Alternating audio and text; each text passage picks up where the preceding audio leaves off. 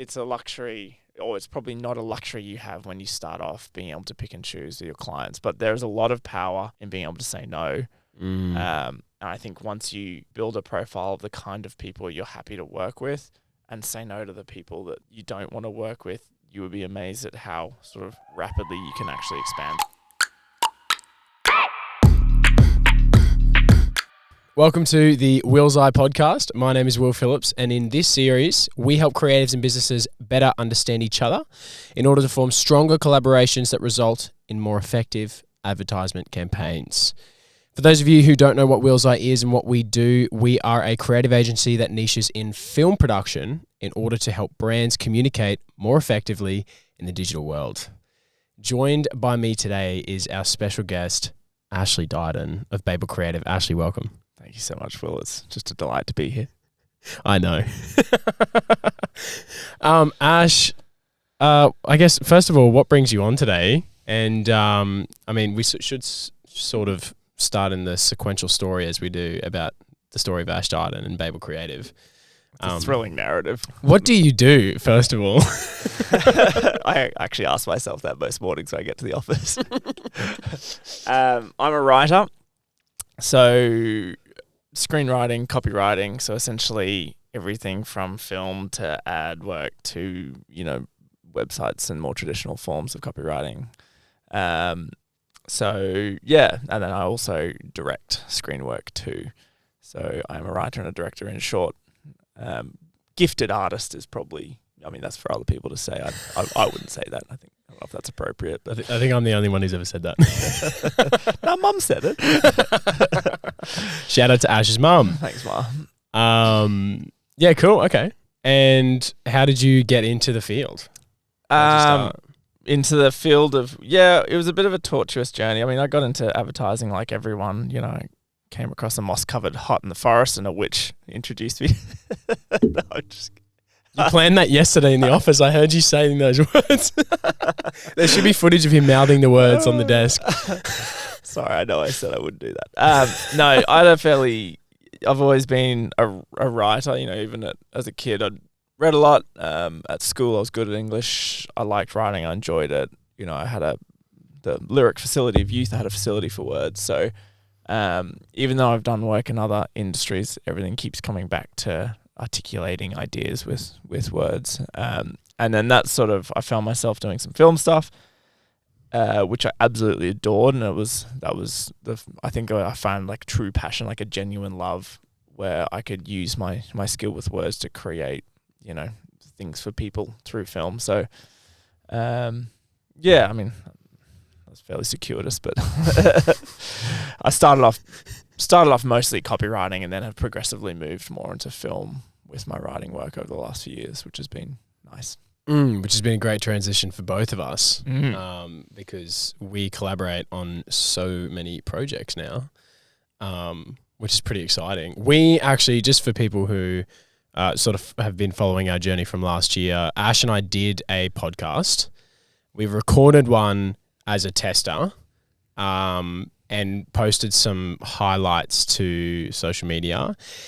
And I believe that, I could be mistaken here, and I don't want to toot Ash's ego too much either, but it's big but very frail, so you need to be careful. I believe that Ash's highlight was the most viewed video on our page. Podcast highlight. That's either flattering for me or bad news for Willseye. Well, it depends how you look at it. There's obviously great content being put out there. Yeah, no, that was a risque podcast. I got surprised. Didn't know if the world was ready, but it wasn't. That's why I didn't release the episode. Today, obviously this is a bit more serious now. We've got our series going, and this is the first episode, by the way, of the podcast. We're here to talk today about a pretty specific topic, and a couple of pretty specific topics in the space of advertising, copywriting and its effectiveness in advertising. Take it away. Oh, okay. What's your experience with like effectiveness in copywriting and advertising? Because I know you've worked with a lot of brands in the past, and obviously still are. like, how is this actually something that's really effective? Like, how does it work? Yeah, absolutely. I think that all the forms of advertising, copywriting, design, film, all of these things are vessels or mechanisms for meaning that need to articulate a really good idea. And so, which is, hardly. I'm sorry if some of my response is a bit out. I've just had my booster. I'm a little bit out of it. So just to clarify, if people are like, why is he talking like he's got marbles in his mouth? that's why.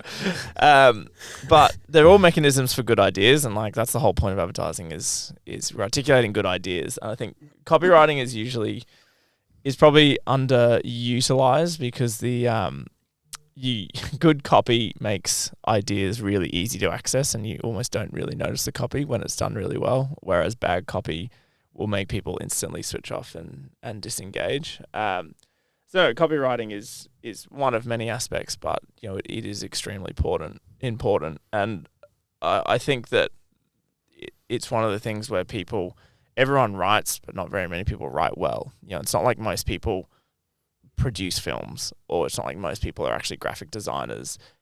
Everybody, doesn't matter what kind of work you're doing, everyone writes. And so I think there's almost a degree of ownership over if people are like, I can write this thing for this purpose. But the biggest issue is, people, they overcomplicate. They don't have understanding of how language carries meaning. They don't have the power to be simple and elegant with the way they use language. So, I mean, they're just very general comments about copywriting, but it is all of the best copywriting and ads you'll see how effortlessly and how cleverly an idea gets popped into your head, and you're not conscious of that process happening, and that's where the magic's happening. And that's actually happened for us before. I remember walking into the office and you're just smashing out words on the glass board, and you're like, what about this? What about this? And it was like this really thing that just came to you. And like, I feel like we've had one of those moments before, which it's actually pretty special to be a part of. We were chatting the other day, and I wanted to talk about it more on the podcast, about this advertisement campaign that I actually hadn't heard of before you mentioned it to me, which is surprising. KFC. Oh, yeah. So first of all, when did that happen? Because I feel like I was not around. I think it would have been at least 5 or 6 years ago. So I think it's a while now. But it was just, Will and I were just chatting about some examples of good and bad copywriting the other day, and this ad stuck out for me ever since I saw it. So essentially there was the great chicken shortage in the UK. KFC ran out of supply chain issues or whatever, and they ran out of chicken.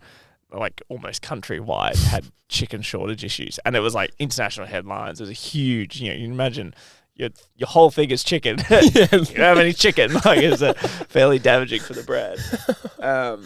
And they published this one pager in like a whole bunch of papers. There was an ad, and they just rearranged the letters of KFC, and it just said FCK. So Genius. It was just like, fuck. I don't know if we're allowed to swear on this podcast, but I don't know. That was essentially the page. And then down the bottom, it just said, "We're really sorry. We've had chicken issues. We stuffed up, and we're going to get back on top of it." And it was just so refreshingly honest, and it was just simple. They just rearranged a few letters, and it was just such a simple, and it just turned into this huge, everyone was like, oh, that's hilarious, that's great. Like, and the way that this significant issue just got papered over by such a simple ad where they just turned around and there's a total about turn in the brand momentum. And it's just smart copywriting. It's just being clever. They're manipulating language in a way that's unusual, and it's engaging, and it's still really simple. And because of that, people are just like, yeah. And also, I think it's always nice when a brand can just be pretty honest, and just, it's like politicians who are allergic to saying sorry. It's just like, you know what, we stuffed up, like, we're really sorry. And everyone's just like, but I think that's sort of an example that sticks out when people ask about good copywriting. I think to undo that amount of damage so elegantly is pretty cool. Yeah, and I better say how much, again, obviously I hadn't seen the advertising campaign, so you can probably answer more to this, but how much impact that one little idea like changed a whole country's perspective on. Is that right? Am I over dramatizing this whole thing? Or I don't know. As in, I'm not intimately aware of, the exact metrics of the campaign or the countrywide perception of it, whatever. I do know that the campaign tested extremely well and undid a lot of the damage. But in general terms, I'm confident saying that. But I can't give specifics. But yeah, I mean, the fact that 6 years later we're still talking about that one campaign, and I'm talking about KFC positively and not the fact that they ran out of chicken. Yes. No, I think it was pretty impressive the way it turned things around. Yeah. Oh, definitely. And it's getting. I don't know. I think interestingly in Australia, it's the advertisement landscape's changing. What I feel like in terms of, and this is in relation to copy and screenwriting for ads as well, I feel like the whole dynamic of how ads are done has been sort of enveloped into American culture in a way over the past maybe 5 years when social media has really crept itself up. Reason I say that is because we posted on Instagram a little while ago about like top 5 ads, Australian ads of the last 20 years. And, we've got like a really good one about like, I think it was the Hilux, the Toyota Hilux. Carlton Drought had the really like, this is our big ad. Paul's Milk was a really good one. I didn't think it was in there, but Charter Boat was a really good one too, which is RACQ. Yeah. But I'm yet to see like in 2020, I think it was 2020, they released the Menulog ad, which was sort of like the premier, that was like the big ad that was going around Australia, but only because it had done well with Snoop Dogg in America. Like they'd adapted it for, I don't know, I just think the culture's definitely shifted in the last 5 years in terms of Australian advertising. What do you think about that? Would you agree or? Yeah. Well, I think firstly, I'd say that anything pointing to the Americanization of Australian language is that you say advertisement and I say advertisement. I totally forget. Which is a split between UK and American English, essentially. Look, I think in general terms, social media has altered the neurochemistry of how humans operate. Like it is so huge a shift, and in terms of its globalizing capacity, you can watch an ad released in any country moments after it's released at the click of a button. So I think I think Australia gets pushed into streams of operation by bigger players, and America is the biggest player realistically in our space. So yeah, I would say there is a tendency for us to be Americanized. That said, I think there is still a lot of value in being able to tap into like classic Australian ideology, and you can still see, those really classic Australian moments when they're well documented are still hugely well performing. So I think we probably have had a tendency towards Americanization, but I don't think it's the end of good Australian ads as such. I don't think it's the end either. I just think just popularity is shifting. But the other thing is, I don't know if you remember a recent it wasn't that recent. Maybe it was 2018 or something like that. Australian Lamb. Oh, they're so good. So good. They're so good. I think that's an example where you like a really, really well-made ad has the ability to do global damage. Like it's something that throughout the entire Western world can perform really well. Whereas an Australian lamb ad we'll get some buy-in and some chuckles outside of Australia, but like it's very specific to its target audience. So I guess it depends on the brand and the audience and what you're trying to achieve with it as well, in terms of how far you lean into national versus global identity. But yeah, and that was definitely a national identity lean. God, that was such a funny ad. Oh, and the wall and just all of the stereotypes, like really heavy stereotypes of like all the types of Australian. It was amazing. Definitely go watch it if you haven't seen it. I think it was removed from. I think there was a lot of people who didn't like it as well. It was a little bit controversial, but very worth a watch. The production value was amazing. A bit of controversy is always good. Exactly, it does. It stirs things up. Yeah, 100%. Shifting on to a little bit of the creator side of things. This is for creatives that are watching this or listening to this via Spotify or Apple, talking about some freelance creative things. First question for you. How do you handle scope creep? What's your experience? Badly. Can I answer that? At least you're honest. No. Scope creep is the worst. Early on when I started, I had a number of issues because you're trying to, especially when you're young and you're starting off and you're hungry to both get work and try and over satisfy in terms of the quality you're giving to your client. It's very easy to fall into a habit of scope creep. And I don't think that's a bad thing, being hungry for work or being hungry to over deliver on what you're giving. But it can become it gets to the point where you're actually losing money on a brief because the amount of time or reworking, in terms of paying staff you're going to have to do on something, is well beyond what was intended. So the biggest thing is you need to be extraordinarily clear on the brief before you start working. And even if it's probably especially if it's a friend or a family, you need to, and it needs to be spelt out in a written format. So in a document or an email or something that everyone has access to, that everyone understands and is in clear, accessible language. Because if you've had a handshake and, conversation with someone that's saying, oh yeah, no, I'll do X, Y, and Z, and then they come back and accuse you of not satisfying the brief, but you haven't actually got the brief clearly marked down somewhere, then that's how you end up in trouble. So my first thing is it has to be written down, and it has to say exactly, it will be this, this, and this. It will look like this. Here's an example video or whatever. We have this many reviews, this many revisions, and it's going to cost this much. If we need to do any more stuff on this or around that, then, there will be extra costs or whatever. But that needs to be clearly spelled out, which can be hard if you're, if it's not a big job or again, if you're desperate for work. I understand that can be a challenging conversation to have, but you have to have it. So, yeah. And then I had another point I was going to make on this, but it's totally fled my mind. I've literally just totally forgotten the second point I was going to say on that. Two things I was going to say was scope creep. First one was write it down. And the second one, is on bigger jobs. There we go. It came back to me. Wow. Brain is the consistency of hummus at the moment.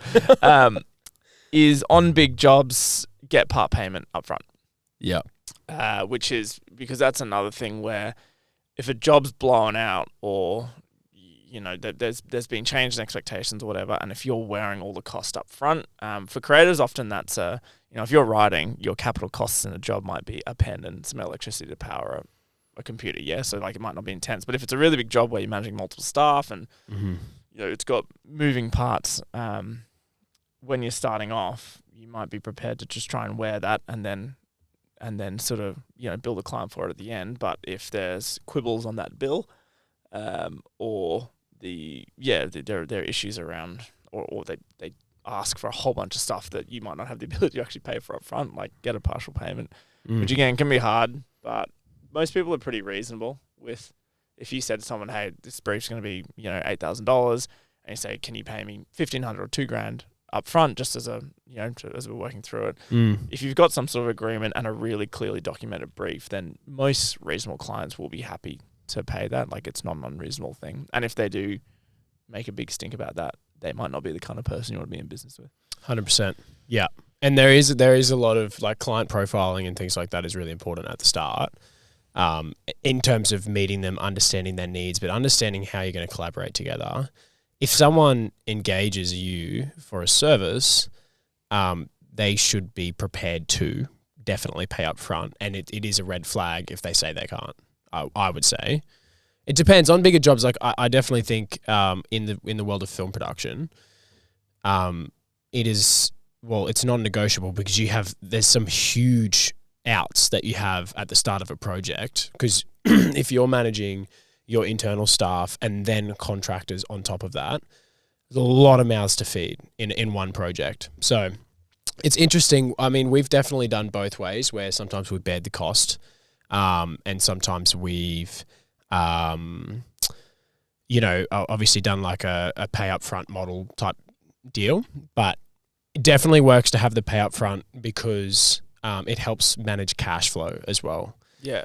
Especially when you've got, a lot of outs, you need to be able to manage that. But yes, great. I mean, scope creep, that was sort of along the lines of terms of engagement, but I like that too. It's all part of it as well. In your experience too, how do you usually tackle difficult clients? Avoid them in the first place. Try to smell them out before you engage. Yeah. Okay.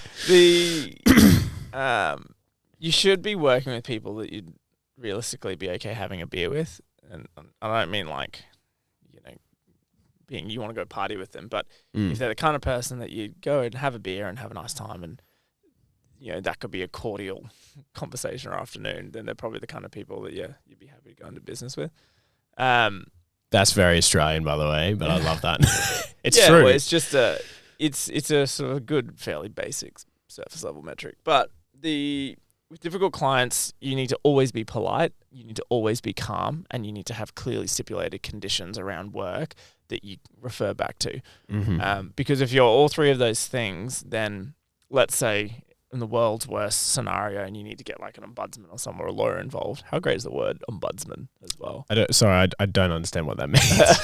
It's like a person, if you're having a disagreement, you can refer the case to. It's like a prelude or a precursor to getting lawyers involved or going to court. For like small claims and stuff. Yeah, okay. Like a small claims tribunal. Anyway. Interesting. If you've been calm, polite and accurate in terms of how you've been managing yourself and your end of the brief, then it's always going to come back on them. So you'll be looked after in that respect. Plus, some people are just difficult and take a bit of extra work, and you always need to just, I think you just always need to be polite, because as soon as you engage or give voice to frustration, you basically lose control of the narrative. So I think you always need to be in control of the narrative as much as your ability to work. So yeah, I think working with difficult clients, and then just get the brief done, and then don't work with them again. The best way is that if someone turns out to be nuts halfway through a brief, get the job done, get it done to the extent that you've mapped out in your scope, and then just wash your hands of it and walk away. Literally. So I think that, again, it's a luxury, or it's probably not a luxury you have when you start off being able to pick and choose with your clients, but there's a lot of power in being able to say no. And I think once you build a profile of the kind of people you're happy to work with and say no to the people that you don't want to work with, you would be amazed at how sort of rapidly you can actually expand through referrals and through like quality of work. And so I think that people starting off need to have the confidence to say no, but always stay calm and polite. Yeah, and it's a hard power to have, because in order to say no to people, you have to have capital. Basically, that gives you more power. If you had, savings up to 6 months, you can easily say no in the first month to a lot of people and try and find the clientele you want. But a lot of people I see around do not have that luxury, which is interesting. So I wouldn't recommend, again, this is not financial advice or at any stage as well. But it's just an interesting to what you've witnessed as well and what I've seen. Because we're talking about it from a financial perspective. If it's a bad client, they can actually end up costing you more, or worse, not making money. And you might have ended up working for weeks on a brief that you then, you're breaking even at the end of it, which is ridiculous, because you could have spent that time on your own business working on it rather than in it with a shitty client. So. And getting another awesome client or something. We've all been there. I think it's an experience that nearly you shouldn't have, but you kind of need to, because you need to understand what's good and bad. It's like relationships, like very instructive. So the 3 paths to wisdom. Who said that? I can't remember. Coined by Ash Dighton. Probably someone, an Oriental philosopher. But the 3 paths to wisdom.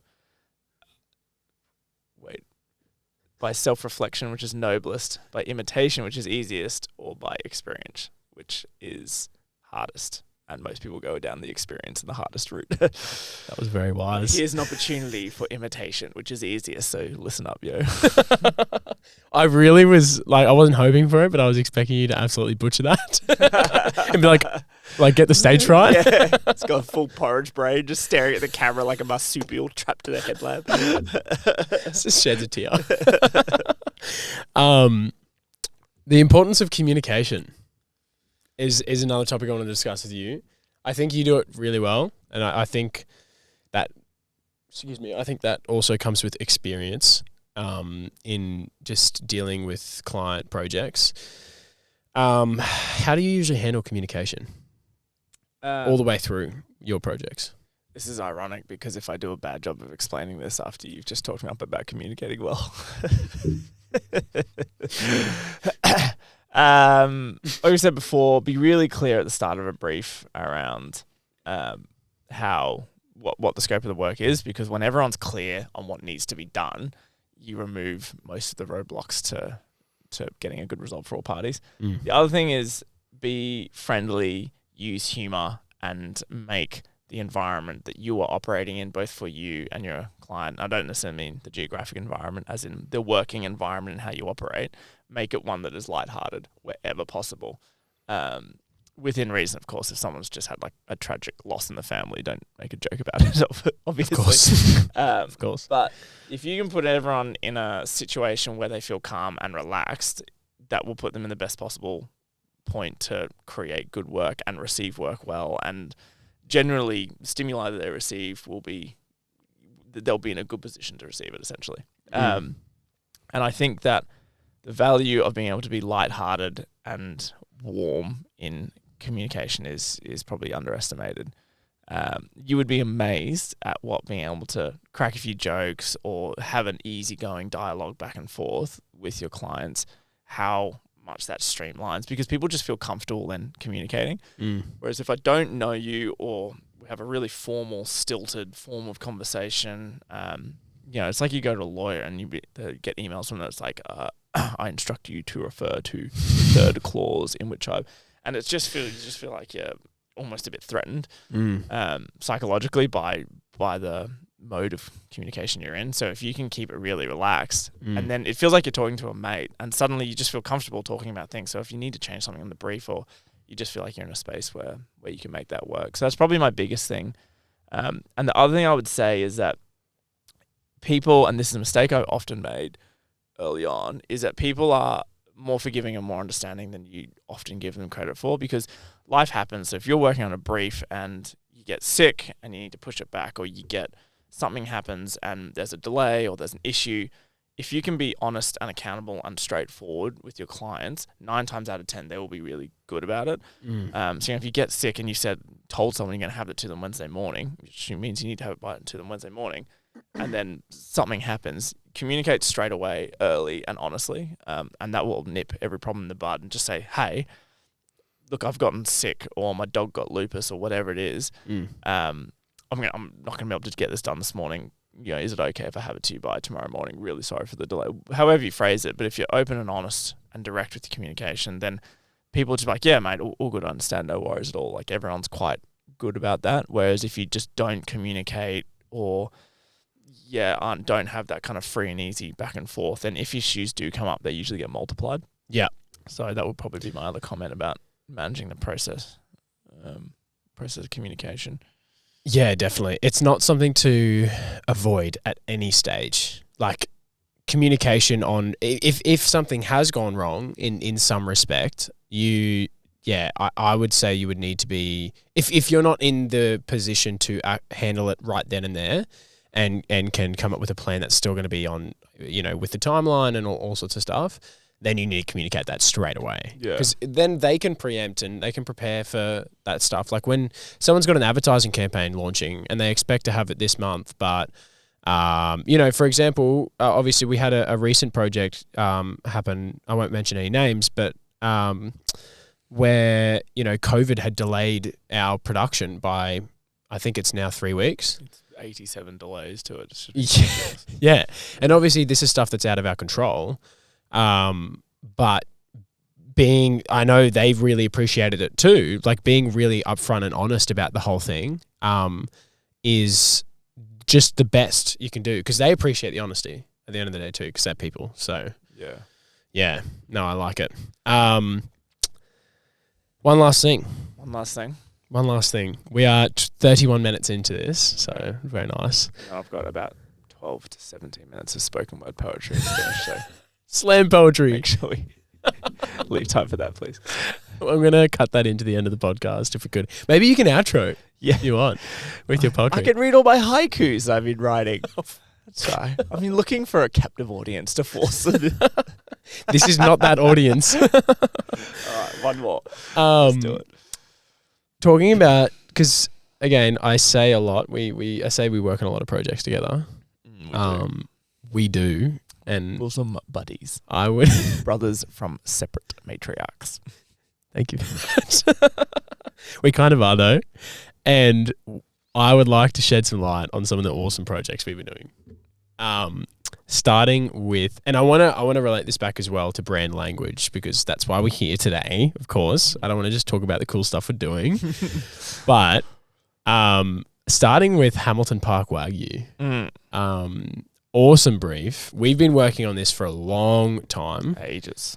And it has needed to be that way because it's such an important project. And also it's seasonal. It is seasonal. There is very time-sensitive stuff that needs to happen at a certain time of the year. So shooting something like this, if a delay goes wrong, you have to wait 12 months to get the next thing in, which hasn't happened, which is great. I have not jinxed it, I swear. Yeah.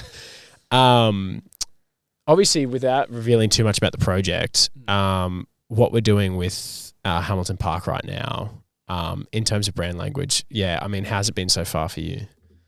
Yeah, it's an awesome brief. I think we actually spoke about the brief because we were in was never released iteration of it. Oh yeah, it wasn't released. Yeah. Well, I could just re-say everything I said then. What did you say last time? It was something about I remember. Context is the identity. Something. Yeah. I don't know. Something sounds very like profound. Incredible though. Very profound. The language obviously needs to carry the brief, but which is the world's most self-evident statement. But that doesn't just mean articulating the thing that you want to say to your audience. The language needs to be emotionally evocative and resonant of the brand.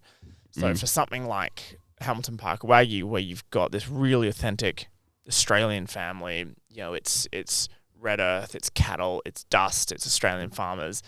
The language needs to carry that feeling, and it comes down to even like the way you're using grammar and syntax. You use contractions.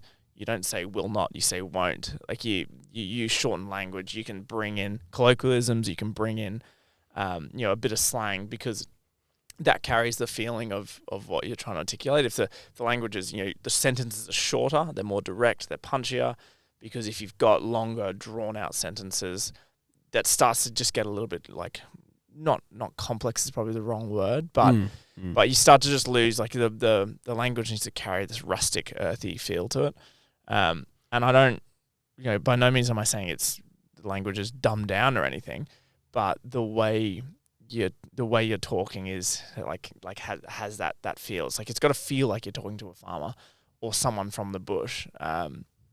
So, and even consciously, I think in one or two parts of the script, I think I even consciously had some contractions where you drop a G off the end of a word or stuff like that, where you can just really connect to that sense of identity. So yeah, and then because what that does is then it feels, instead of listening to someone describe something about the country, it feels like you're having a dialogue with someone from the country. And when you can make your ads feel like dialogue instead of being spoken to, and you feel like you're almost a conversationalist, then you get so much more purchase in the reader's mind. So yeah, so I think, and if you compare it to another job we've recently done, I don't know can we say the names? Oh, I would rather not, just in case we have to delay the release of this episode because of, I just don't want any delays again. I'm sick of delays this year. So I'll talk about it in very general terms. Very general but terms, if we relate that to, some of the other briefs we've recently worked on, another one is about, I have to be very careful here.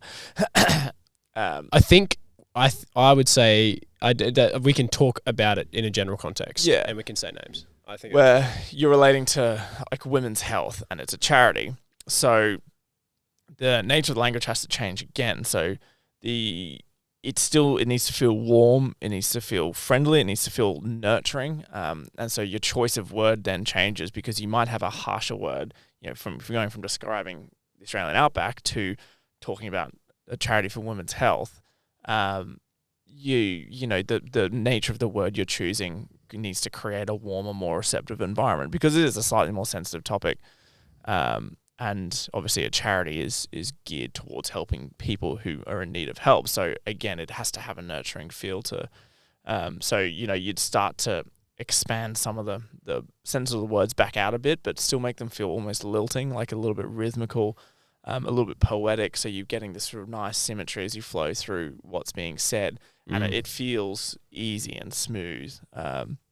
So there are changes that, and then we cut again to another brief we're working on, which is much more so about fashion and artistry. And that's then where you have the opportunity to be a little bit weird and a little bit kooky and a bit different, and you can have like really sharp juxtaposition of short sentences against longer ones, and you can change the rhythm and make it feel a bit, it's vibrant and feeling like it's alive. So again, a lot of that comes down to word choice.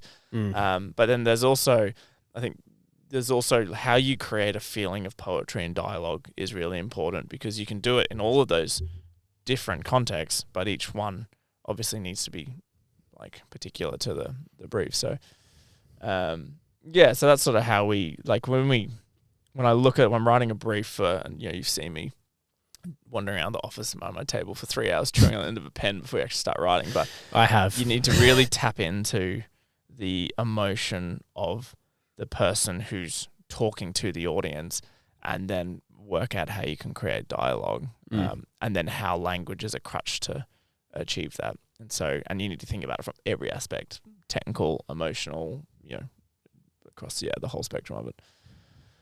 Does that sort of answer your question? I don't remember. 100%. No, I agree. And no, definitely. And to your point, it needs to, the authenticity of each one, like, it needs to be at the forefront of the mind. Going back to HPW as well, with you were talking about this really like authentic family, and you want to have a dialogue, like especially that also comes down to choosing the right voiceover too, right? Yeah, the that's artist. really important, because if it's because if you've got like a don't say kindness, but if you've got that. Like a, but like take the the women's health charity, and then you've got someone who's like, yeah, well, buddy, women's health, like yes, it's going to be a little bit jarring in terms of, so absolutely the delivery of the conversationalist in terms of who's articulating what you've written is really important. So in a perfect world, you have a hand in finding who is actually doing the voiceover, if it is a VO, or who the talent is acting, because the right words said in the wrong way will fail. 100%. And whereas often wrong words said in the right way will still get purchased, because I'm going to get skewered here, but like half of what Jordan Peterson says is totally nuts, but he says it really convincingly. So you're like, yeah, hang on. Wait, that's garbage. But like, you'll find a lot of people who are so convincing in what they say, and they're like, yeah, time is a flat pond that's being slowly emptied, and you're like, yeah, that's smart. And then you think about it an hour later, and you're like, that's totally meaningless. Like, So no, it is extremely important that who is saying, is considered as well as what. Yeah, and that's partly why we service that as well on top of our offering, is because it is just as important to be managing the voiceover, because it's such a crucial part of a campaign. Like. And the other thing too is, I've talked to this about a couple of brands we're working with, is our the brand language, that person becoming the voice for the brand. So there's this girl who I've seen, and she does all of these ads for this insurance company, and she does all of them. And because people know, they can see the repetition, the voice, the same voice, they're hearing it, they know who it's for, and they've got that association in their heads. Really powerful. Yeah. And it's exciting for us to be doing that as well, and having people carry through projects with clients that, for different projects with the same client, that have the same voice on it and has that association. Yeah. Oh, I've just thought of something. I don't know. Have we got enough time? Yes. So I promise it had nothing to do with slam poetry. Is for anyone who's out there writing that for screen, that it's important, or even speech writing, that you need to write to be heard, not write to be read, and there's a big difference between the two. So often you can let a fair bit of grammar go, which like as you're writing, because you need to think about how this comes out as a person saying it. So you need to put in pauses in places you might not. If you were reading, you can afford to have like longer or shorter sentences. You can afford to do things when something's being said that you can't really get away with often if it's being written. And so often you might write something that seems brilliant on paper, but then when you say it, it just doesn't quite work, and vice versa. Often you'll write something and think, oh no, it looks a bit stupid. And then you hear it said, with music, with backing in the context of a film. It's like, oh my God, that is transcendentally powerful. So it's really important that if you're writing for screen or writing for speeches, write and then read it aloud, or get someone else to read it aloud for you and listen to how it comes out, because you can often, it's the best sort of feedback loop for the value of what you're writing, because you can write a speech and be like, I am a genius, but it misses the mark on key parts when it's being said, because you haven't actually thought about the mechanism of delivery. Such a good point. And it is not well known at all, I feel. And that's where a lot of, I'm not really in the world of copywriting as much, but I see a lot of people missing the line on that. A lot. Yeah. And I'm sure you have too in your experience. So it's a good, helpful tip there. Ash, that's, I reckon that concludes our episode, really. We've smashed out a fair bit today. Mate, thanks so much for having me on. Hopefully in all of that elusive rambling, there was something of value for somebody somewhere. I hope so too. No, there definitely will be. Is there any, how do people get in contact with you? And is there anywhere, a website someone can visit, or how would you like? They just say my name 3 times in the mirror and I'll appear when they need me most. babelcreative.com.au, or just even type Ash Dighton into Google, or Babel Creative into Google, you'll find me. And there's You're that popular? I'm that popular, on the first page of Google. Oh no, about 4 pages in, but if they're persistent. No. I actually think there is a Babel something in Israel. I think it's like a marketing firm. So it's sort of similar but different still to what I do. So if you call and an Israeli person answers, it is my estimation you've gotten the wrong Babel, just as a heads up. Potentially. Yes. Well, thank you so much for joining us, Ash. And we'll definitely, we're definitely going to do another episode in about a year's time anyway. So we'll see you then. Excellent. Thanks, buddy. Much appreciated. Thank you. Thanks for jumping into this episode of the Willseye Podcast. To follow our journey, you can search at Willseye on Instagram, Facebook, LinkedIn, and YouTube. To inquire with us, visit our website at www.willseyeproductions.com. Have a question that you want us to answer on the show? Simply comment on any one of our podcast posts. If you would like to be a guest on our show, get in touch with us on Instagram or email us at inquiry@willseyeproductions.com.